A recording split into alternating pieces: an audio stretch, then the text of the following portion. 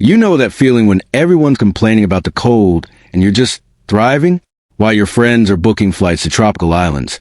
You're genuinely excited about staying home in your pajamas for the third day straight. If this sounds like you, congratulations. You might be psychologically wired to love winter. And no, there's nothing wrong with you. You're just built different.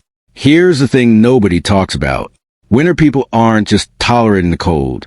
We're experiencing something fundamentally different in our brains. And science actually backs this up.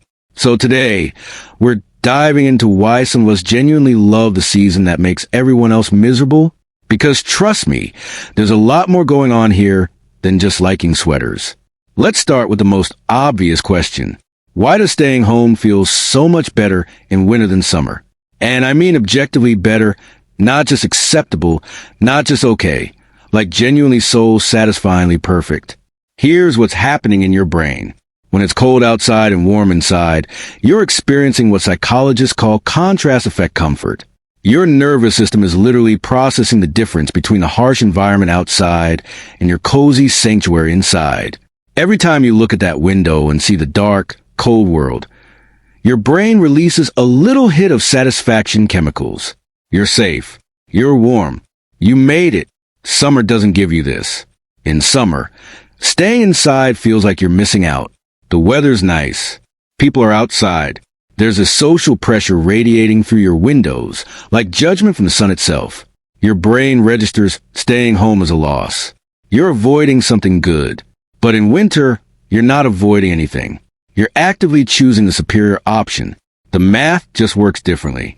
There's also something called refuge appeal in environmental psychology. Humans are hardwired to find enclosed, protected spaces more satisfying when there's perceived threat outside. And evolutionarily speaking, winter was a threat. So when you're bundled up at home while it's freezing outside, you're not being lazy. You're satisfying a deep ancestral craving for safety and warmth.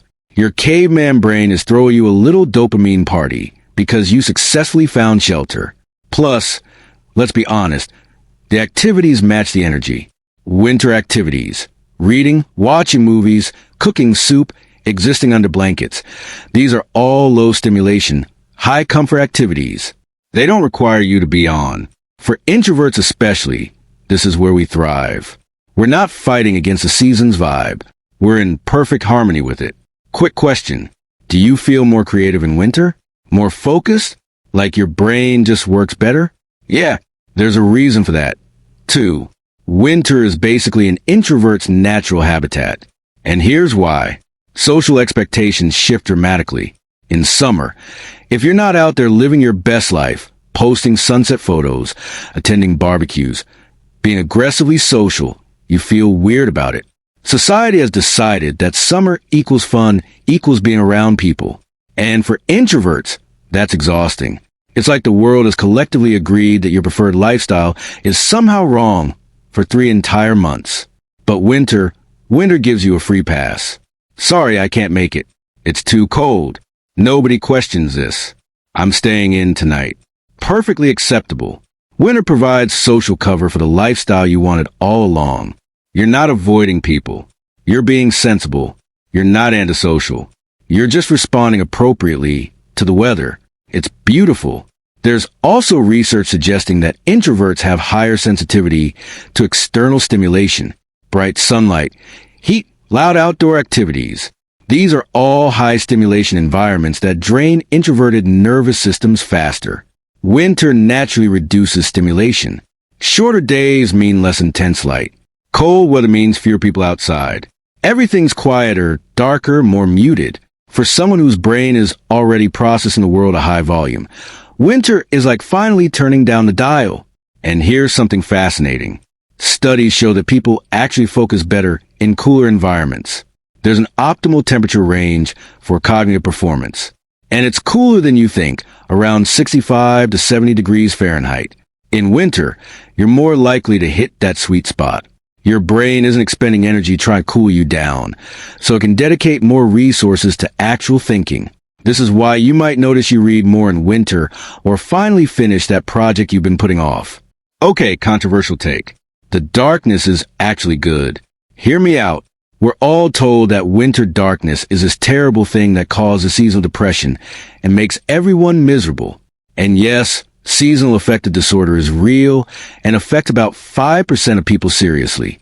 But for the rest of us, especially winter lovers, something else is happening. Early darkness creates natural boundaries. When the sun sets at 4:30 p.m., your day has a clear endpoint. There's no guilt about winding down early, because your circadian rhythm is literally telling you it's evening. Compare this to summer when it's still light at 9 p.m. and you feel like you should be doing something, being productive, maximizing the day. Summer darkness comes so late that you're fighting your own biology to stay awake long enough to experience it. Winter darkness also creates what researchers call temporal compression. Your perception of time changes. Days feel more contained, more manageable. You're not overwhelmed by the sprawling endlessness of summer days. Everything's cozier, more focused, more intentional. And let's talk about the aesthetic. Winter darkness is objectively more interesting. You get dramatic skies, early stars, the warm glow of windows against dark streets. There's a melancholy beauty to it that summer just can't match. It's atmospheric. It's moody. It gives main character energy, but like in a thoughtful, contemplative way. For people who love winter, darkness isn't an absence of light. It's its own presence. It's a feature, not a bug. Here's maybe the deepest reason people love winter. They give us permission to rest. Modern society has completely rejected the concept of seasonality. We're supposed to maintain the same energy, productivity, and social output all year round. But that's not how humans evolved. For thousands of years, winter was a time of conservation. You stored food, you stayed close to home, you slowed down, and you didn't feel bad about it because literally everyone else was doing the same thing. Winter. People are still honoring that rhythm. When you love winter, you're not fighting against rest. You're embracing it. You're recognizing that productivity isn't the only measure of a life well lived. Sometimes the most meaningful things happen when you're doing nothing, thinking, reflecting, processing, just existing. Winter creates a container for that.